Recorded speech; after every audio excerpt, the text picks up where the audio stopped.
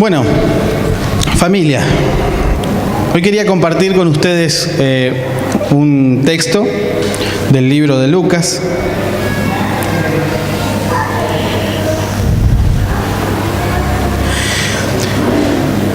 Y voy a tratar de ser breve, ¿sí? Voy a tratar de que esto sea cortito. Si me paso de las 3-4 horas, por favor avísenme porque no me doy cuenta. No, mentira, vamos a tratar de ser breves en cuanto a la palabra. Por eso voy a necesitar mucho su atención. Voy a necesitar que estén atentos, ¿sí? Y que podamos sacarle la riqueza del texto bíblico, de la palabra de Dios, ¿sí? El Señor es misericordioso. Y el texto que vamos a leer es una muestra de el amor de Jesús. De que Jesús nos amó primero, aun cuando nosotros le dimos la espalda, aun cuando nosotros estuvimos actuando en contra de su voluntad, Jesús de todas maneras nos amó. Y quiero que leamos el texto en el libro de Lucas 19.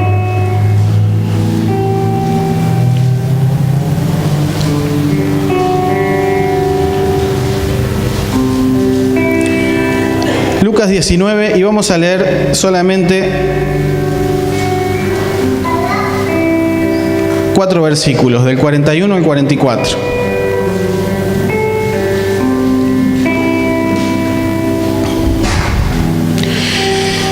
Y así dice la palabra de Dios. Cuando se acercaba a Jerusalén, Jesús vio la ciudad y lloró por ella. Y dijo: ¿cómo quisiera que hoy supieras lo que te puede traer paz? Pero ese ahora está oculto a tus ojos. Te sobrevendrán días en que tus enemigos levantarán un muro y te rodearán, y te encerrarán por todos lados. Te derribarán a ti y a tus hijos dentro de tus murallas. No dejarán ni una piedra sobre otra, porque no reconociste el tiempo en que Dios vino a salvarte. Vamos a orar. Amado Dios, te damos gracias por tu palabra. Gracias, Señor, porque es perfecto el tiempo en que escuchamos tu palabra y aunque todos escuchamos el mismo texto, a cada uno nos hablas de una forma diferente. Señor, te pido que abras nuestros oídos espirituales para recibir más y más de ti. Y tomamos autoridad sobre este lugar y reprendemos todo espíritu inmundo que se levante en contra de distracción, que esté atando los pensamientos, los corazones. Los desechamos ahora en el nombre de Jesús. Señor, háblanos. Habla a tu iglesia, habla a tu gente. Háblale a aquel, Señor, que quiera escucharte. Y hace un milagro en esta noche. Hace varios milagros vivientes. Que tu Espíritu Santo nos esté visitando y esté transformando nuestros corazones. En el nombre de Jesús. Amén y amén. Resulta que Jesús estaba en la entrada triunfal, la famosa entrada triunfal, arriba de un burro, estaba llegando y de lejos vio a Jerusalén. Y dice que Jesús lloró. Este texto no fue, así como yo lo leí, esta situación fue entre el medio de un lamento, donde Jesús estaba lamentando por Jerusalén. En las redes sociales, quiero contarles algo que después lo van a entender. En las redes sociales hay un film, un video dando vueltas, que es una porción de una película. Sinceramente no me puse a buscar de qué película es, pero básicamente comienza con la llegada del ejército que viene a rescatar a los judíos, ¿sí?, en la época del Holocausto. Entonces, este ejército aparentemente no sabía qué era lo que estaba pasando. Sabía que había una guerra en contra de los nazis, pero no conocían que ahí había un campo de concentración. Entonces, cuando se acercaron al lugar, vieron las rejas, los alambrados, y la gente del otro lado. El rostro de los soldados era de espanto. Pidieron abrir la puerta y comenzaron a entrar. Y como se imaginarán, la situación era difícil. Había personas que estaban muriendo de hambre, un olor nauseabundo, moscas alrededor de cuerpos. Y los soldados, a medida que iban caminando, no podían concebir tanta maldad. Había humo por todos lados.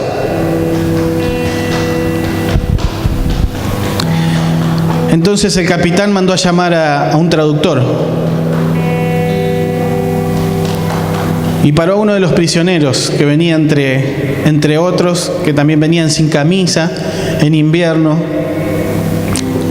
con nieve, muertos de frío, de hambre y enfermos. Entonces le preguntó: ¿qué clase de campo es este? A lo que el prisionero le respondió: es un campo de trabajo para los no deseados. Los no deseados, dice. Delincuentes. No. Delincuentes no. Maestros, intelectuales, médicos, judíos. Y mostraban que abrían un vagón y los cuerpos estaban apilados. Entonces el capitán preguntaba: ¿y dónde está? ¿Dónde están los que le hicieron esto? Dice: sabía que venían y escaparon. No había tantas municiones para matarnos a todos, así que nosotros quedamos. Y antes de irse, prendieron fuego la mayor cantidad de cabañas que había, con la gente adentro.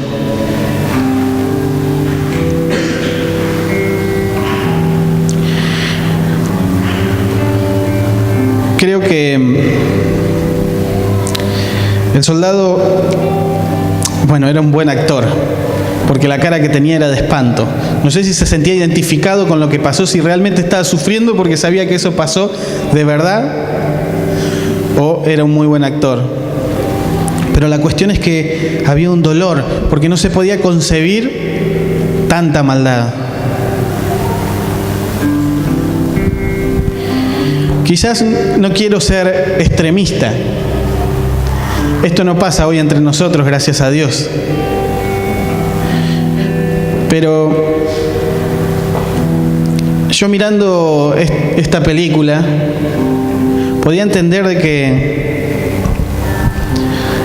eso es lo que quiere Satanás, eso es lo que quiere el diablo. Mediante engaños, venir a robar, a matar y a destruirnos. Yo no sé qué pensarían los nazis cuando hicieron eso, pero ellos tendrían su razón para seguir adelante. Y hoy sabemos que el diablo es un experto en naturalizar la maldad, en engañar al ser humano con valores y tradiciones que tienen apariencia de bondad. Aparentemente es algo que está bien, que está bueno, que no es para tanto. Pero sin embargo es el inicio, ese comienzo de la destrucción de una vida, de una persona. Por eso, con este principio, Satanás se dispuso a destruir la vida humana, porque conoce muy bien la palabra de Dios, que dice que lo único que nos separa de Dios es el pecado. Es la única cosa que nos separa de Dios, el pecado. El resto no nos puede separar. Entonces, Él sabe que si nos separa de Dios, nos tiene para hacer lo que quiere, ¿verdad? Y hoy yo veo que nos han engañado terriblemente, porque el mundo está totalmente sumergido en una vorágine, ¿sí? En una vorágine donde la gente corre detrás de los recursos, de conseguir recursos para tratar de apagar un vacío, de llenar un vacío. Puede ser detrás del dinero, puede ser detrás del amor. Y muchas veces termina esto en vicio y va empeorando las cosas. Quizás queriendo conseguir aceptación, estamos dispuestos a hacer cualquier cosa para conseguir llenar ese vacío. Y el objetivo es alcanzar nuestro bienestar. Pero lejos de eso nos encontramos sumergidos, sin darnos cuenta, en el pecado. Lejos de Dios y vulnerables. Este es un mensaje que quiero compartir con ustedes para reflexionar acerca de nuestra vida. ¿De dónde está nuestro tiempo? ¿Dónde está nuestro corazón? ¿Detrás de qué? Y si realmente sos sincero con vos mismo, puede que encuentres algo que te haga feliz o algo que tengas que cambiar. Así que rápidamente quiero seguir con este versículo que leímos, que es Lucas 19, pero quiero que podamos leer el versículo 42. Y quiero dividir estos versículos, estos pasajes en tres partes, ¿sí? Lo que le pasó a Jerusalén en ese tiempo, ¿por qué Jesús estaba llorando por Jerusalén? ¿Qué fue lo que pasó en ese momento? Y creo que Jerusalén no pudo ver a Jesús como su Salvador. Vamos a leer el versículo 42. No sé si lo tenemos acá. Muy bien, gracias. Más rápido que la luz. ¿Cómo quisiera que hoy supieras lo que te puede traer paz? Pero eso ahora está oculto a tus ojos. Jesús en ese momento estaba llorando, estaba con una angustia terrible. Y Jerusalén se había vuelto un pueblo necio, agresivo y rebelde. Jesús es Dios, pero tenía una sensibilidad, aparte de Dios, humana. Jesús no estaba condenando a Jerusalén, sino que estaba sufriendo porque le estaba pasando. Y yo por un momento cuando leía esto digo, wow, ¿cuántas veces uno se siente identificado con Jerusalén, ¿no? Miren, Mateo 23, 37, Jesús sigue hablando de Jerusalén en ese tiempo, ¿sí? El contexto de Jerusalén era algo extraño, algo difícil, porque se había vuelto aún en contra de Dios. Jerusalén, Jerusalén, que matas a los profetas y apedreas a los mensajeros que Dios te envía. ¿Cuántas veces quise juntar a tus hijos como la gallina junta sus pollitos bajo las alas, pero no quisiste? Pues miren, el hogar de ustedes va a quedar abandonado. Y les digo que a partir de este momento no volverán a verme hasta que digan bendito el que viene en el nombre del Señor.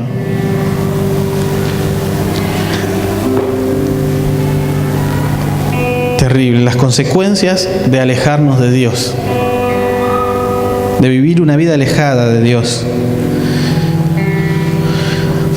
Y muchas veces nosotros insistimos en culpar a los demás. Tenemos una vida alejada de Dios y cuando las cosas salen mal, le echamos la culpa a las personas que más amamos, o le echamos la culpa a nuestros padres, o le echamos la culpa a Dios.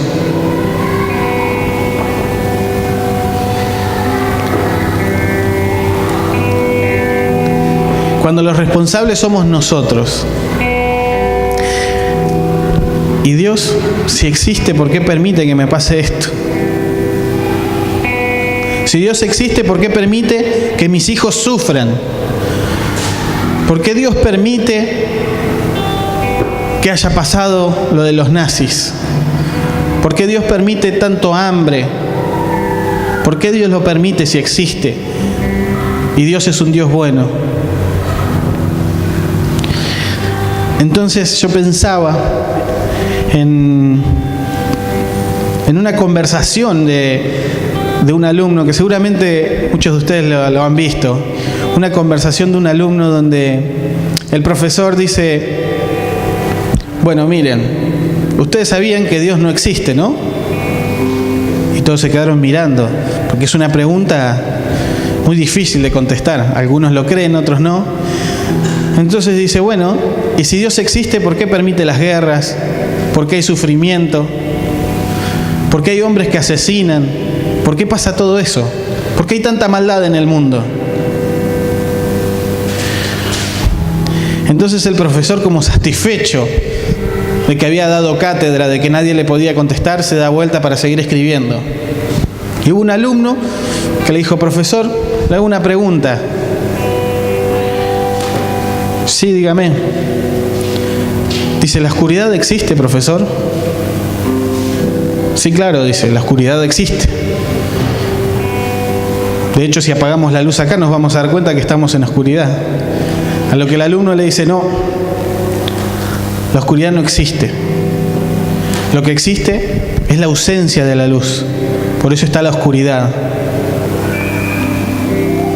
Y el profesor se quedó mirándolo, sin saber qué responder. Y le dice: profesor, quiero hacerte otra pregunta. Sí, dígame.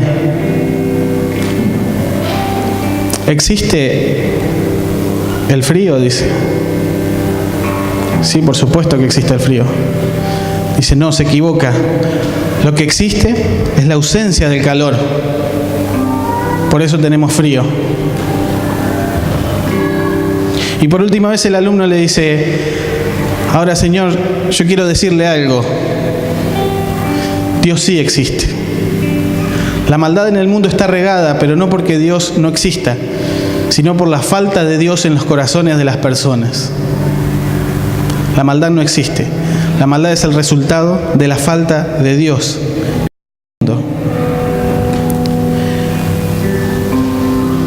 Es terrible. Seguramente ya lo han escuchado muchos, pero es una verdad y es algo que nos lleva a pensar acerca de qué estoy haciendo con mi vida. ¿Hasta dónde voy a llegar así, de esta manera? Tratando de vivir mi vida tapando huecos, tratando de hacer las cosas lo mejor que puedo con las herramientas que me dan, pero lejos de Dios.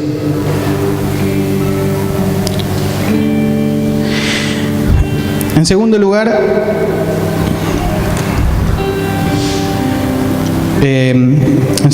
las consecuencias. En este versículo de Lucas habla sobre las consecuencias en el versículo 43. Las consecuencias nos vuelven presos de nuestras decisiones.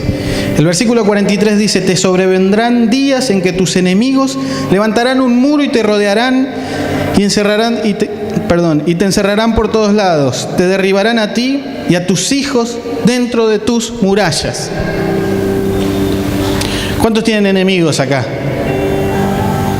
¿Nadie?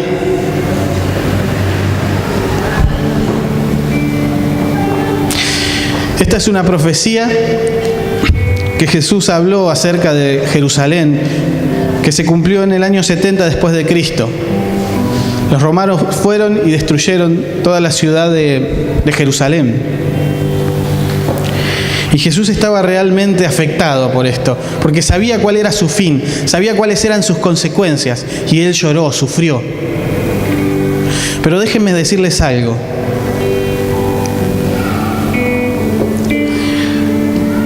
Hay una ilustración que nos muestra nuestra vida propia. Nadie levantó la mano si tenía enemigos. Me parece bien, porque quizás todavía no los conozcas. Pero más allá de esta profecía que se cumplió,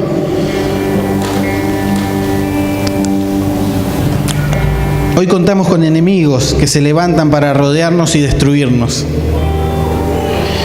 a consecuencia de un engaño. Y miren, yo les voy a nombrar algunos. Y quiero que ustedes piensen si los conocen. Hay un enemigo que es la depresión. La depresión nos ataca con tristeza profunda al punto de no tener ganas de vivir. Aparece como consecuencia de pecados como vicios, promiscuidad y ocultismo. Recuerden que Jesús dijo: te van a rodear, te van a sitiar, van a levantar muros, te van a encerrar y te van a derribar a vos y a tus hijos. La depresión es hereditaria y solamente Jesucristo puede sanarla. Otro de los enemigos que quiero nombrarles en esta tarde son las enfermedades que no tienen explicación. Pero me hice un montón de chequeos y el médico me dice que no tengo nada. Pero te sentís mal, hay vómitos, dolores. Pero me hice todos los chequeos y no es esto, no es lo otro, no es lo otro. ¿Qué es lo que está pasando? El pecado oculto es causa de enfermedades terribles. El Salmo 32:3 relata esta situación cuando habla David, que dice: mientras callé envejecieron mis huesos y se agravó tu mano. Dice: y hasta que no confesé mi pecado, el salmista estuvo sufriendo acerca de eso, por un pecado oculto, por un pecado que no se resolvió con Dios, que te carcome por dentro, algo que no sacaste a la luz, porque es tan vergonzoso, tan fuerte, que no vas a permitir que nadie lo conozca, que nadie lo sepa. Sin embargo, somatiza en enfermedades que no tienen explicación. Otro de nuestros enemigos que pueden sitiar nuestra ciudad, nuestra vida, es la falta de perdón. Y esta es muy dura, porque yo vi gente sufriendo por la falta de perdón, gritando, enfermándose, causa enfermedades, una agresividad extrema, terror en las noches, no poder dormir. Y la palabra de Dios decía: te rodeará a ti y a tus hijos.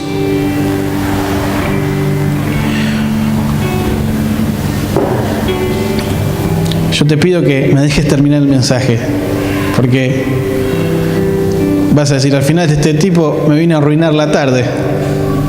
Pero no todo está perdido. Por último, quiero resaltar de este pasaje el motivo.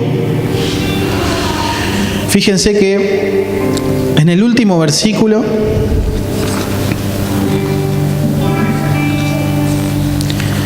dice: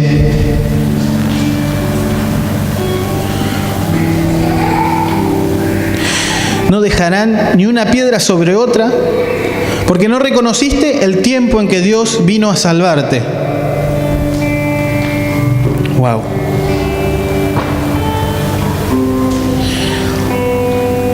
Para la gloria de Dios, muchos de nosotros reconocieron ese tiempo, el tiempo de la salvación de Dios. Y no estoy hablando de alguien que recién empieza en el camino o que por primera vez escucha la palabra de Dios, porque muchas personas pueden estar años en la iglesia, congregar, conocerse toda la Biblia, la palabra, y aún así no conocer a Dios.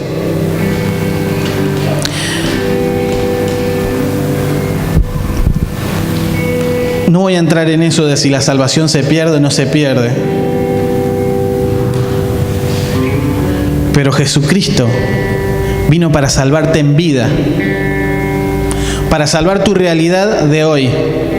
Jesucristo vino para que hoy cambie todo tu contexto, tu forma de pensar, tu forma de amar, tu forma de relacionarte.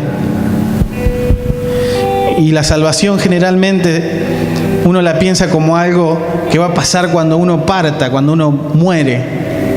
Sin Sin embargo, la salvación empieza desde el momento que nosotros aceptamos a Jesucristo como nuestro único Señor y Salvador. En la palabra dice en el libro de Mateo 24:10, resulta que en ese momento estaban hablando sobre las señales de los últimos tiempos. Entonces, los discípulos se acercaron y le preguntaron a Jesús: Jesús, ¿cómo vamos a saber qué va a pasar en los últimos tiempos? ¿Cómo nos vamos a dar cuenta que son los últimos tiempos? Entonces Jesús empieza a relatar todo lo que va a pasar. Dice que va a haber muchos falsos profetas que se levantarán y engañarán a muchos. Dice, y por haberse multiplicado la maldad, el amor de muchos se enfriará. Mas el que persevere hasta el fin, este será salvo. A mí me impactó mucho esa realidad cuando habla de el amor de muchos se enfriará. Y hoy es una realidad que no solamente vivimos dentro de la iglesia, sino fuera de la iglesia, en las personas, donde hay un mundo que todo el tiempo está vendiendo odio, pelea, que tenés que cuidar de lo tuyo a cualquier costo. Si tenés que conseguir a alguien algo y tenés que matar a alguien, no importa. Un amor egoísta, frío, donde si haces algo bueno por los demás, sos un tonto. Donde si ayudás a una persona, te están pasando por encima. Cuando Jesucristo nos envió a amar sin medida, cuando Jesucristo abandonó su condición de Dios para venir como hombre a morir por nuestros pecados. Y quiero aprovechar este momento para entender un poquito eso. Y con esto voy cerrando.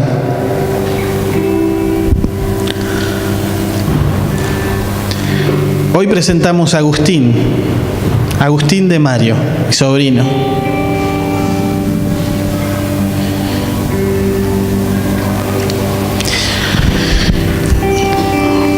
Y esto es algo muy importante, no solo para la familia, sino para mí, porque sé que mi hermano va a entender un poquito más acerca del amor de padre. No todo está perdido, porque hay un Padre que está dispuesto a perdonarnos. El amor de padres es fuerte, pero el amor de Padre de Dios es distinto, es más fuerte. Yo recuerdo cuando tenía apenas entre 8 y 9 años, me enfermé y me había quedado a dormir en la casa de mis abuelos. Y recuerdo que mis abuelos enseguida, no les importó nada, me subieron arriba del auto, que para bendición tenían auto, me llevaron al hospital. Cuando todo estuvo mejor, volvimos y me acuerdo que yo estaba al costado de la cama y lo vi a mi abuelo que cayó de espaldas en la cama, como desmayado. Entonces me desesperé y empecé a gritar. Dije, se está muriendo mi abuelo. Era muy chiquito. Entonces empecé a llorar y a gritar, y ahí entró mi abuela y me dijo, pará, hijo, tranquilo, me dijo. Quédate tranquilo. El abuelo toma pastillas, está durmiendo. Yo no sé lo que tuvo que haber soportado ese hombre para manejar, pero sé que lo que lo movió fue su amor. Estaba tomando pastillas, hacer fuerza en contra de no dormirse, para que yo esté bien. Y después otra de las cosas que recuerdo es el amor de mi papá. Voy a aprovechar. Que cuando quedé internado por el asma, recuerdo que estaba muy angustiado porque era un lugar donde había muchos nenes y no dejaban pasar a mis padres y había momentos de visitas y yo estaba angustiado, quería salir de ese lugar, estaba sufriendo. Y recuerdo que mi papá me compró un libro que hablaba sobre una persona que tenía un camión que repartía quesos. Y en el medio de la dificultad se le pincharon las 4 ruedas, entonces sacó los quesos redondos de adentro de la caja y armó la camioneta y siguió. Cuando nació mi primer hijo Bautista, ahí entendí que era más que una buena actitud, sino de que Él estaba queriendo acolchonar mi caída. Él estaba queriendo bendecirme, que yo me sienta mejor. Y cuando a Bauti le agarraba fiebre, yo corría desesperado, pensando que se caía el mundo y era una fiebre de 38. Sentía que me moría.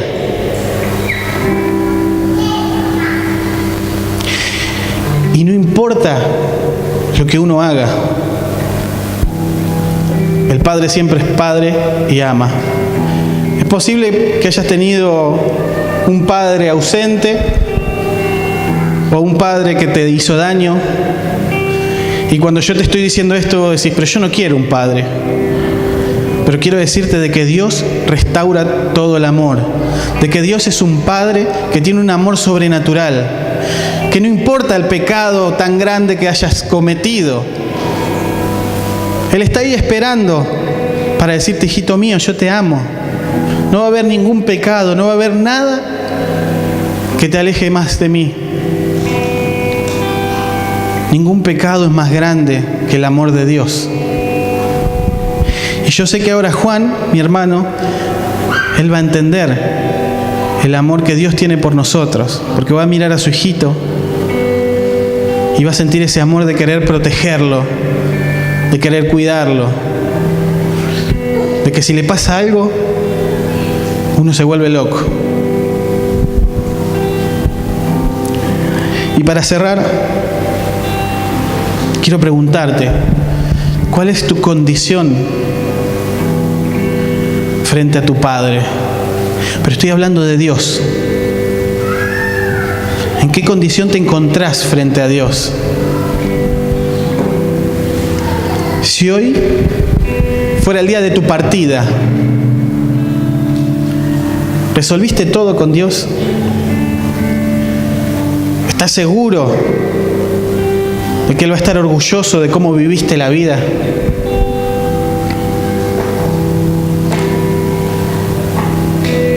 Jesús lloró, porque Él no quería que Jerusalén, y Él no quiere que vos vivas una vida alejada de Dios, porque conoce las consecuencias.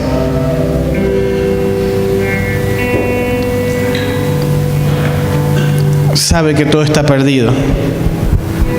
Por eso te voy a pedir que te pongas de pie y vamos a orar.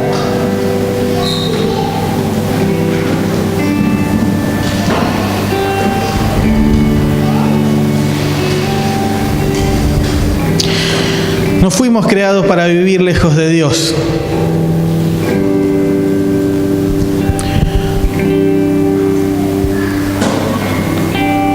Uno puede tener problemas, uno puede pasar por una enfermedad, la pérdida de un ser amado.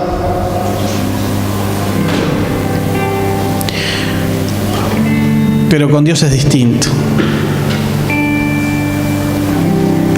Yo quiero pedirte que si en esta noche vos tenés algo que poner a cuenta con Dios, si realmente considerás de que tenés mucho por poner a cuenta con Dios, de que tu vida no es la mejor delante de Dios, este es el momento.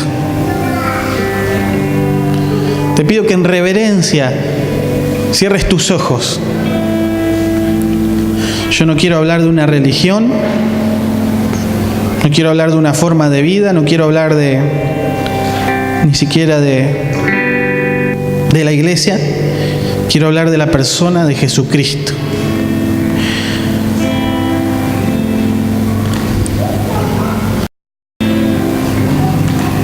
Aquella persona que vino a morir, a tomar tu lugar. Y Dios te amó tanto, tanto, tanto, tanto, que entregó a su propio Hijo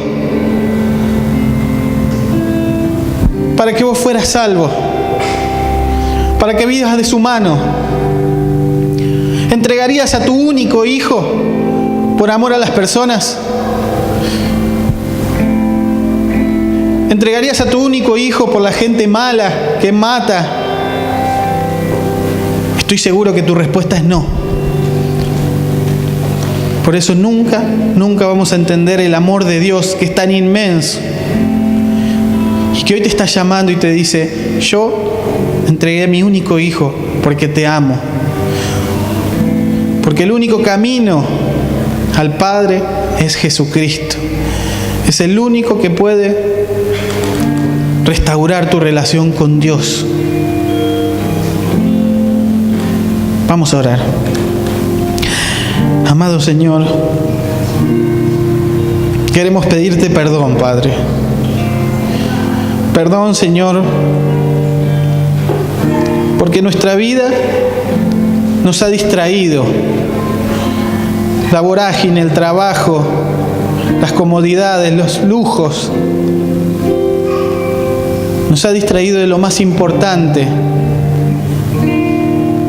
Señor, y hoy muchos nos encontramos enfermos, adoloridos, destruidos por el plan de Satanás.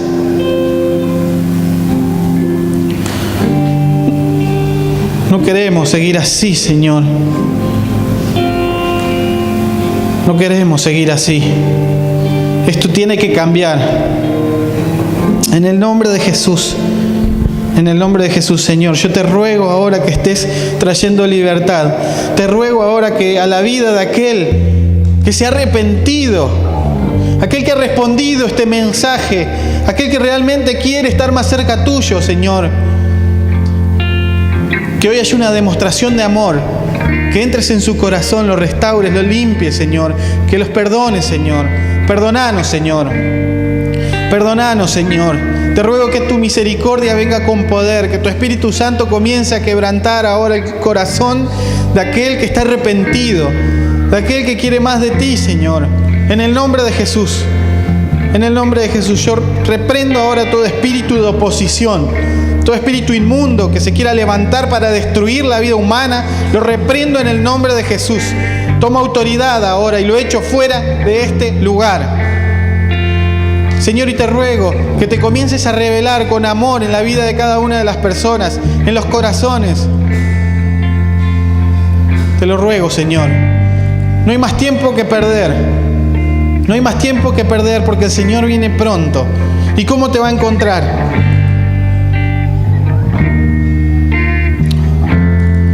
Señor, te pido que empieces a ministrar ahora. Ministra, Señor. Ministra, Señor. Trae libertad ahora, Señor. Trae libertad a nuestras vidas. Comienza a traer, oh Señor, convicción de pecado, de justicia y de juicio. Señor, mostranos en dónde estamos parados.